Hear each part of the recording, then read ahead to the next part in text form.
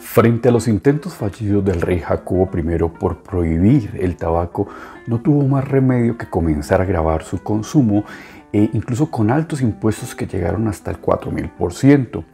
Esto motivó a los ingleses a buscar el autoabastecimiento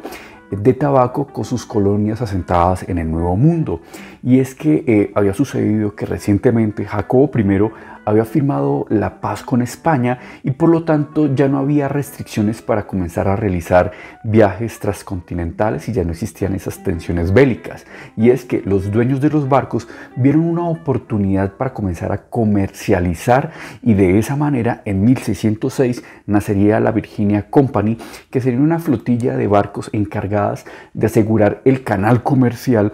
entre América e Inglaterra.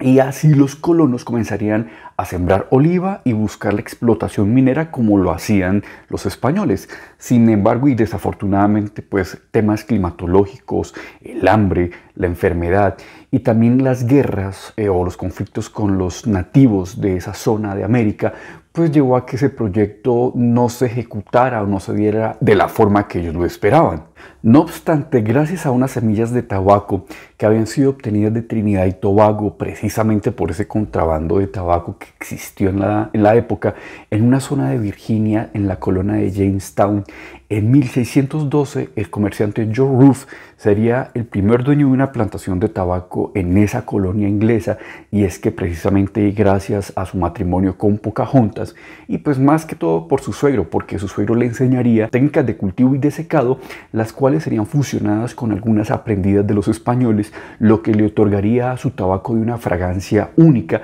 y para 1613 comenzaría a enviar cargamentos a Inglaterra de su afamado y aclamado tabaco Virginia, junto con su esposa, que también viajó a Inglaterra. Y es que ese evento en particular disparó el consumo aún más del tabaco. Y es que también otro hecho que se le atribuye a John Ruff es que en 1619 él sería la primera persona que le establecería una marca a un producto, nombrando a su tabaco Virginia como Orinoco, precisamente en honor a esa historia inventada por Walter Raleigh con el Monamo, la historia del dorado, que ya habíamos hablado en videos anteriores de ¿Sabías qué? No obstante, nuestro amigo el rey Jacobo I persistiría en oponerse al tabaco, incluso llegando a disolver la Virginia Company, y en 1624 pues esto provocó que muchos ingleses comenzaran a emigrar a la colonia de Jamestown, y empezaría a gestarse un movimiento migratorio fuerte de dos grandes facciones.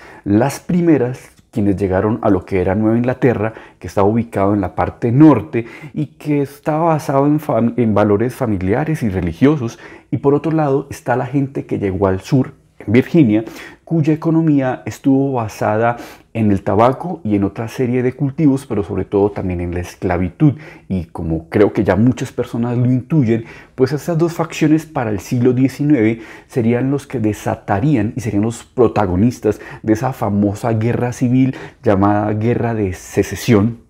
la cual se hubiese desatado muchísimo antes si no hubiese sido por la intervención de Henry Clay, quien era un senador abolicionista y cuya gestión por tratar de impedir que se desatara la guerra, en una visita que realizó a Cuba en 1850, sería honrado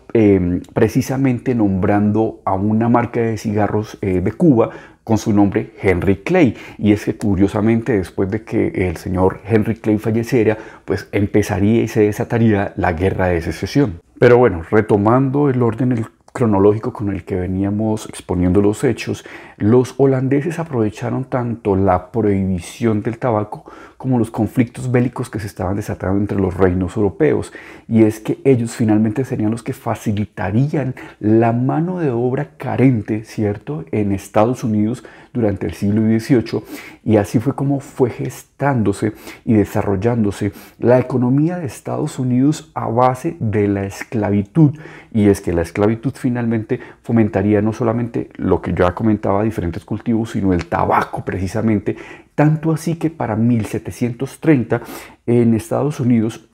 el tabaco se convertiría en una especie de moneda o el medio con el cual se podían hacer transacciones económicas. Y es que sí, y se menciona efectivamente de Estados Unidos porque dentro de las guerras desatadas entre las coronas europeas a mediados del siglo XVII, por ejemplo lo que fue Inglaterra contra Francia, pues la colonia americana experimentó un periodo de autonomía y, si se puede decir, de pseudoindependencia, y es que con el cese del conflicto bélico en Europa,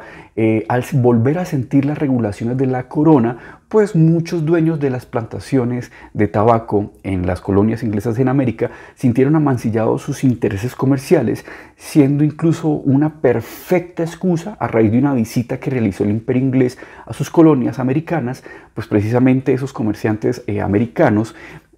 fue la excusa perfecta para caldear los ánimos y desatar los sucesos que llevaron a la guerra de independencia de los Estados Unidos. Y es que, sea dicho de paso, uno de sus más grandes próceres, George Washington, era también no solamente dueño de plantaciones de tabaco, sino también de una gran cuadrilla de esclavos en Virginia. Pero bueno, yo creo que hasta este punto nosotros haremos una pausa del desarrollo de la historia del tabaco en América para retomar nuevamente el trasegar de los sucesos en Europa, pero continuaremos con esos relatos en próximos episodios de ¿Sabías qué?